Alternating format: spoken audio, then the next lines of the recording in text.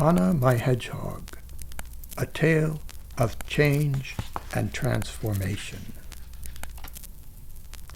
A fragment, like a small work of art, has to be entirely isolated from the surrounding world and be complete in itself, like a hedgehog.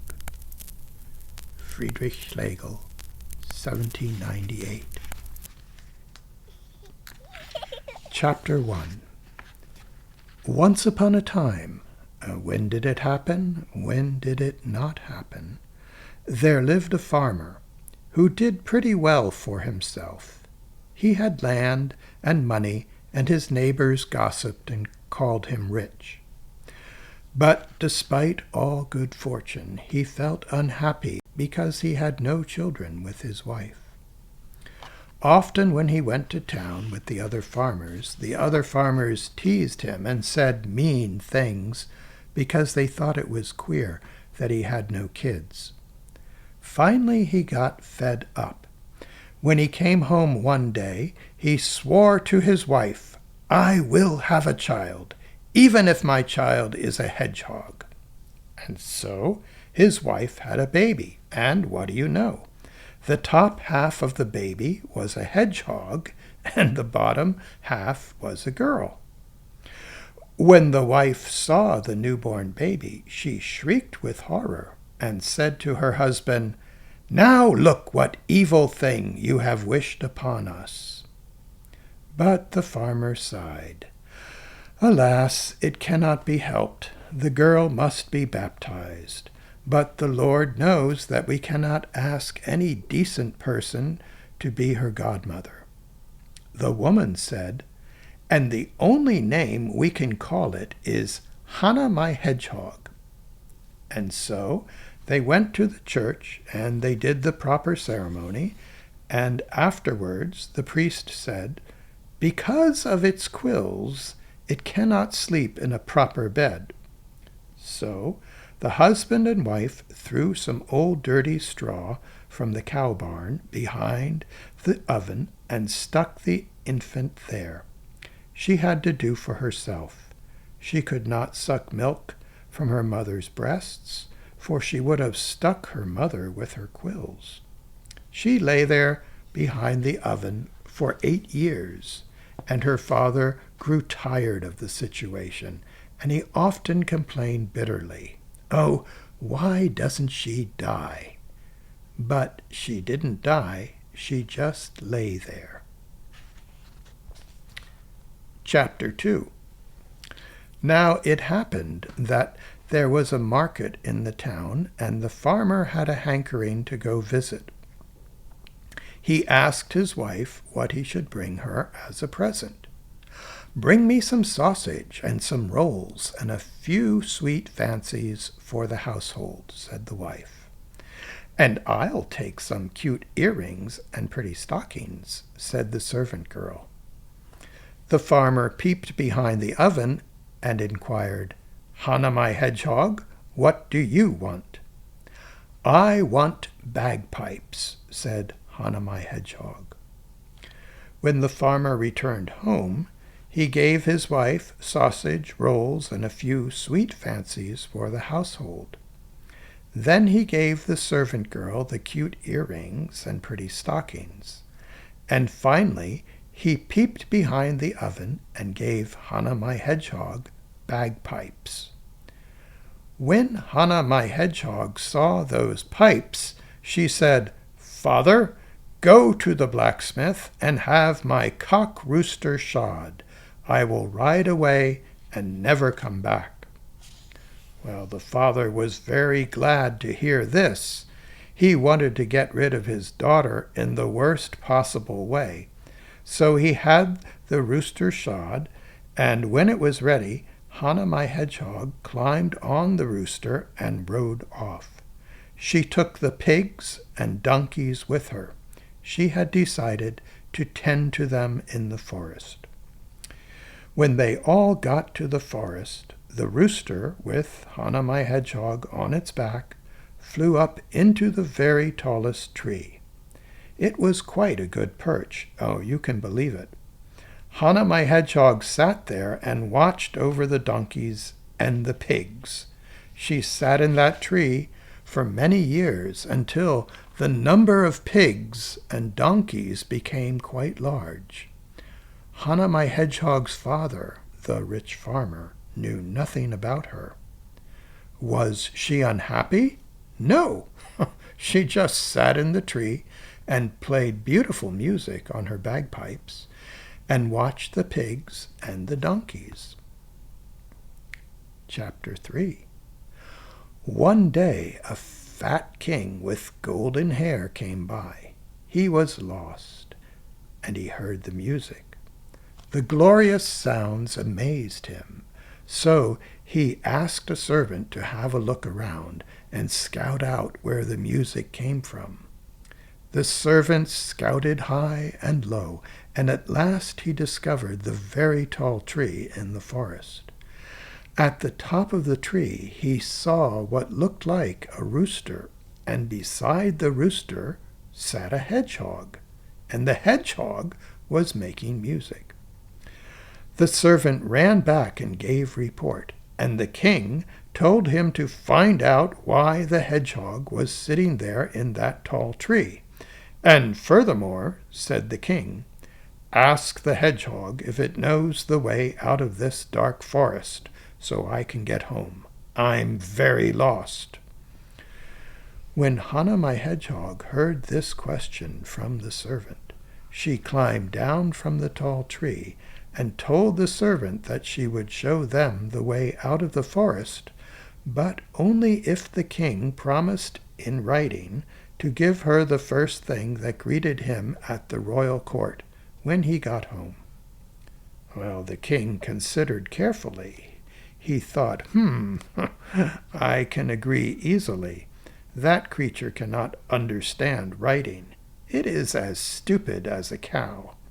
I can put down whatever I want. Who will know? So the golden-haired king took pen and paper, and he winked and scribbled something on the paper, who knows what.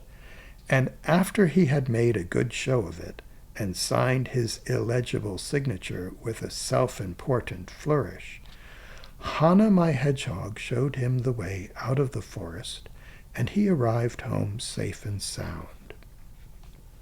The king's favorite daughter saw her father coming from afar, and she was so overjoyed that she ran out to meet him.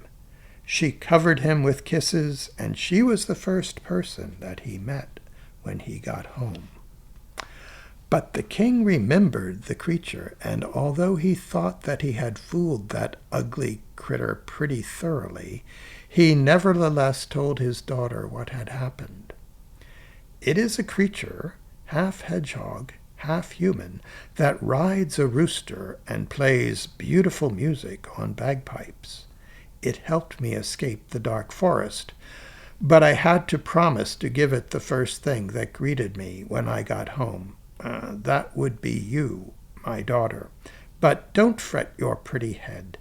I fooled that ugly creature pretty thoroughly. It is as stupid as a cow, and it cannot read or write. Oh, father, I love you, said the princess, and she clapped her hands and put the entire matter out of mind. Poof, forgotten. Meanwhile, Hannah-My-Hedgehog tended the donkeys and the pigs. She remained in good spirits, and she sat in the tall tree and blew her bagpipes. Chapter 4. Another king, lanky, lean, with silver hair, came through the forest one day. He too got lost because the forest was so confusing. This second king also heard the beautiful music, and he asked one of his messengers to have a look and scout out where the music came from. The servant scouted high and low. He at last found the very tall tree, and he saw Hannah-My-Hedgehog astride the cock rooster and blowing on her pipes quite indecently, so he judged. "Hey, what are you doing up there?" shouted the servant. I am tending my donkeys and my pigs. What do you want? Replied Hannah-My-Hedgehog. The messenger said that they were lost and could not find their way back to the kingdom. Can you please show us the way home? Well, all right. Then Hannah-My-Hedgehog climbed down from the tall tree with her rooster and told the king that she would show him the way home out of the dark forest, but only if the king gave her the first thing he met when he got home. The silver-haired king said right away, "Oh, yes, of course, whatever you like, certainly." And he even signed a promise in writing without delay. When that was done, Hannah-My-Hedgehog rode ahead on her rooster and showed him the way home. Thus the king reached his kingdom safely, and as you can imagine, there was great joy and jubilation when he returned. The king had an only son who was very handsome. This extremely handsome young prince ran out to greet his father right away. He threw his arms around the old man's neck and kissed him repeatedly. Oh my, wasn't he tickled to see his old father safe and sound? The prince asked the king where he had been during his long absence, and the king told him how he had lost his way in the dark forest. But as I wandered through the forest in despair and confusion that I would never find a path to home and safety, I came upon a remarkable creature. It was half human, half hedgehog. It sat astride a cock rooster in the tallest tree in the forest and made beautiful music. The creature showed me the way out of the forest, but first I had to promise to give the creature whatever first met me when I returned home. Alas, my son, you are the first to meet me. I am terribly sorry. But the prince promised right away and without hesitation that he would go with the mysterious creature when it arrived. I will do it for love of my father, said the young man. Chapter 5. Meanwhile, back in the forest, Hannah-My-Hedgehog tended her pigs, and the pigs had more pigs, until there were so many pigs and piglets that the whole forest was chock full of squealing, not to mention donkeys. Then Hannah-My-Hedgehog sent word to her father, the rich farmer, that he and the other farmers should empty out all the stalls in the village because Hannah-My-Hedgehog was coming to the market with such a large herd of swine that everyone could take part in the slaughter and eat until they burst. Well, it saddened the father to hear this, for he thought that Hannah-My-Hedgehog had long since died. Oh, why doesn't she die and leave me alone? Hannah-My-Hedgehog mounted her cock rooster and drove the pigs ahead of her into the village and had them butchered, each and every one. Oh, what a slaughter! What a commotion! Oh, what a feast! You could hear the noise 20 miles away. So many pigs! After the bloodbath, Hannah-My-Hedgehog said proudly, "Father, get my cock rooster shod for a second time at the blacksmith's. I will ride away and not come back ever for as long as I live." Good riddance, thought the farmer. Nevertheless, he was very happy to have all that pork. He got the cock rooster shod and sent her off. "Bye-bye," he shouted, "and don't ever come back." Chapter 6. Well, now things got interesting. Hannah-My-Hedgehog rode off to the first king's kingdom. And what do you know? The first king had given orders that if any creature, half hedgehog, half human, and carrying bagpipes and riding a cock rooster, should near the kingdom, that creature should be shot without warning, beaten down, trampled, stabbed, eviscerated, and burned. Thus, when Hannah-My-Hedgehog rode up proudly, the king's men attacked her with bayonets and who knows what other nasty weapons. But Hannah-My-Hedgehog didn't mind.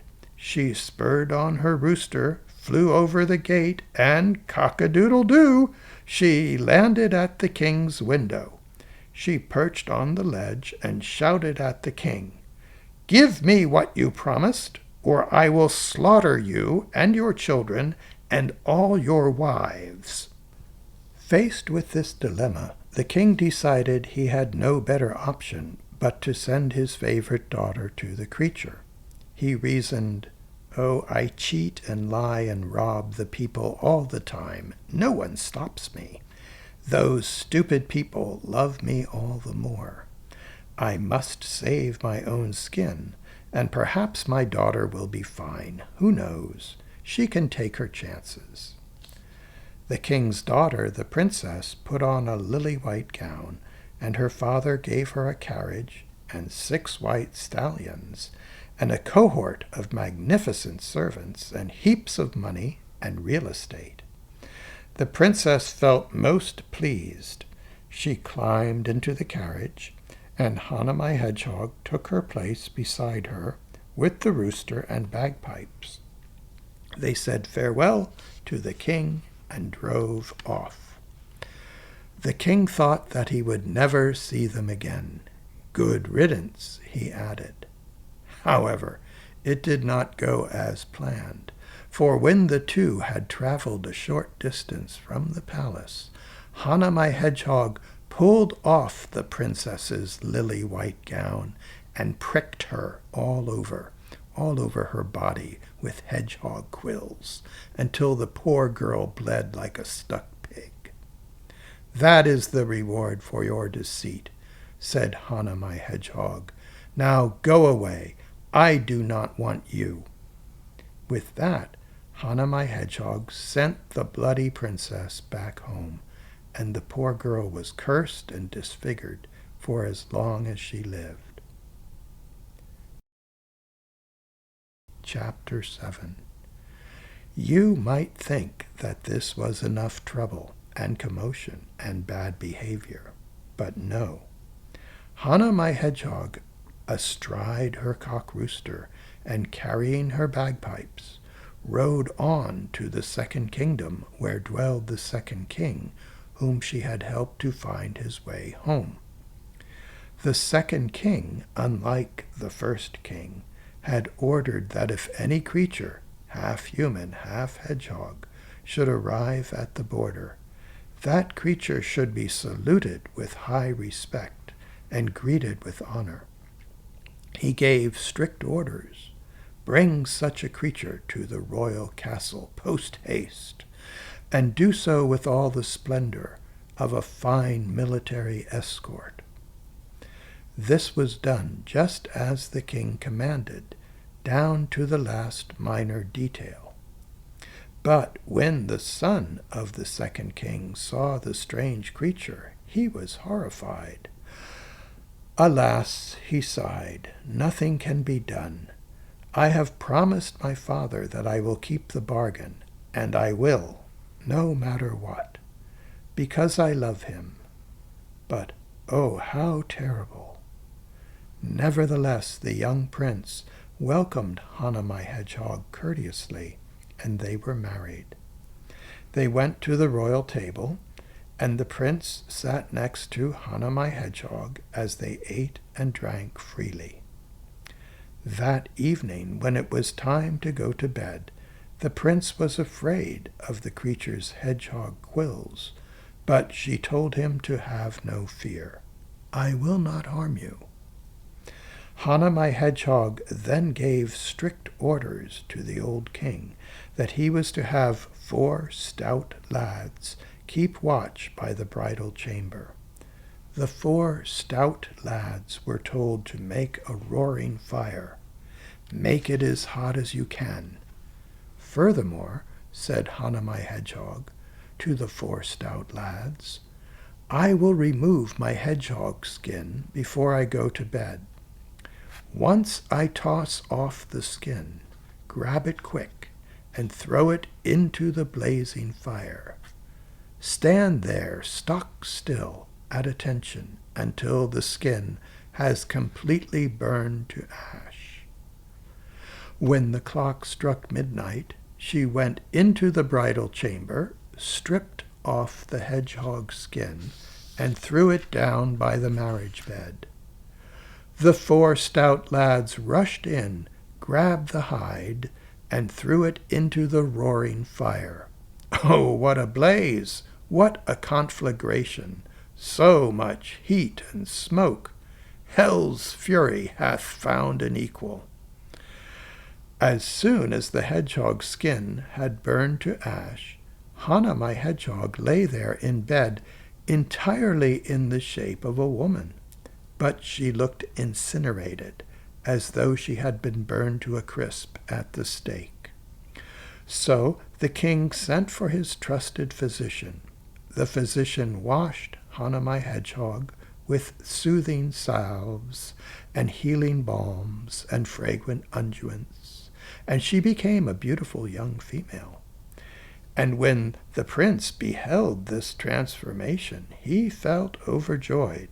The 2 young lovers leaped out of bed and ate and drank and made merry in a very frisky fashion. Their wedding was celebrated a second time in earnest, and Hannah-My-Hedgehog inherited the old silver-haired king's entire kingdom. Some years later she traveled with her husband to her father, the old rich farmer. I am your daughter, she told the old man. But the farmer grumbled, Go away, I have no daughter. I once had a daughter, but she was born with quills like a hedgehog, and she went off to wander in the world. It is I, Hannah-My-Hedgehog, she told him proudly. And to make certain he believed her, she told him a secret no one knows. And then the old farmer saw the truth. Oh yes, you can be sure. Absolutely, he saw it. And so they went off together and lived happily for many years in Hannah's domain. My tale is done. To home I'll run. The end.